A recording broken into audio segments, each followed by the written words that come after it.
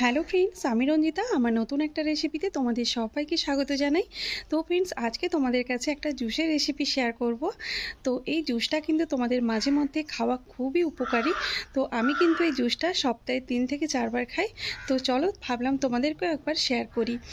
তো পুরো রেসিপিটা দেখার জন্য তোমাদের কাছে অনুরোধ রইল। আর এই রেসিপিটা তোমাদের কিন্তু খুব উপকারেও লাগবে। তো চলো, দেখতে থাকো তোমরা। আশা করি তোমাদের খুব ভালো লাগবে।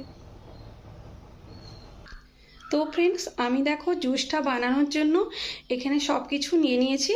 তো এখানে আছে দেখো আমলকি আছে, গাজর আছে, পুদিনা পাতা আছে, আর এখানে আছে আদা। তো চলো এবারে তোমাদের জুসটা বানিয়ে দেখাই। তো খুবই সিম্পল, তো খুব কম সময়ের মধ্যে এই জুসটা তোমরা বানিয়ে নিতে পারবে। তো চলো তোমরা দেখতে থাকো। জুসটা বানানোর জন্য এখানে দেখো আমি নিয়েছি 4টে ধাত্রী বা আমলকি, আর এখানে নিয়েছি 1 টুকরো আদা, আর নিয়েছি একটু গাজর, আর নিয়েছি পুদিনা পাতা। তো এবারে এই এই যে এগুলো সব যে নিয়েছি, তো এগুলোকে আমি ছোট ছোট করে কেটে নেব। তো তোমরা ছোট করে কাটতেও পারো বা এমনি গ্রেট করে নিতে পারো। তো আমি এগুলোকে ছোট করে কেটে নিচ্ছি। দেখো এগুলো আমি কেটে নিয়েছি। তো এবারে এগুলোকে মিক্সি জারের মধ্যে নিয়ে নেব। তো এই যে জারটা নিয়ে নিলাম। তো এবারে এগুলোকে আমি দিয়ে দিচ্ছি জারের মধ্যে।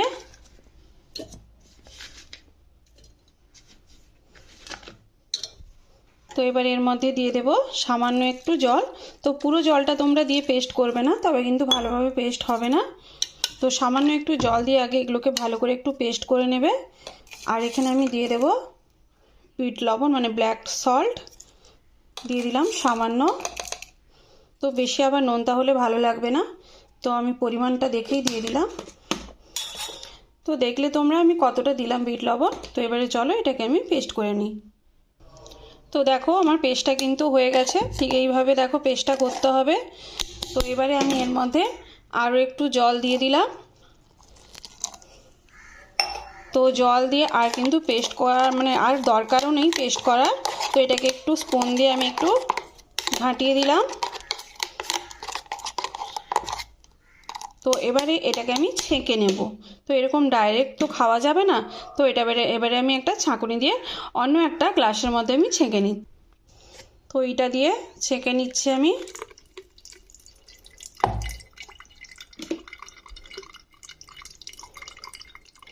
তো এই যে অংশটা এখান থেকেও কিন্তু আমি হাতে চিপড়ে চিপড়ে পুরো জুসটাকে আমি নিয়ে নেব। তো জুস একদম কিন্তু নষ্ট করব না। তো দেখো এরকম হাত দিয়ে একটু চেপে দিলে কিন্তু জুসটা পড়ে যাচ্ছে।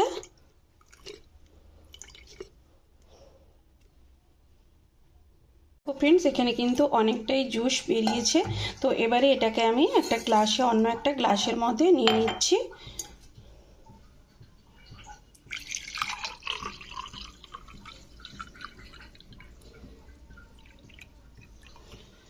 তো দেখো 1 গ্লাস থেকে আরও একটু বেশি হয়েছে। তো এবারে টেস্টটা কেমন তোমাদের আমি খেয়ে বলছি। তো এই জুসটা তোমরা সপ্তাহে 3 থেকে 4 বার খেতে পারো। তো খুবই উপকারী। তো যেরকম স্কিনের পক্ষে উপকারী আর চুলের পক্ষেও উপকারী। তো এটা তোমাদের কাছে যদি একটু টক টক ভাব লাগে, দরকার হয়, তবে তোমরা লেবুর রসও নিয়ে নিতে পারো। আর তো চলো এবারে তোমাদের আমি টেস্ট করে দেখাচ্ছি যে এটা খেতে কীরকম লাগে। তো ফ্রেন্ডস, তোমাদের তো বলেছিলাম যে আমি খেয়ে দেখাবো তোমাদের যেটা কেমন লাগে খেতে। তো সত্যি বলছি খুব ভালো লাগবে খেতে। আমার তো ভালো লেগেছে, তোমাদেরও ভালো লাগবে।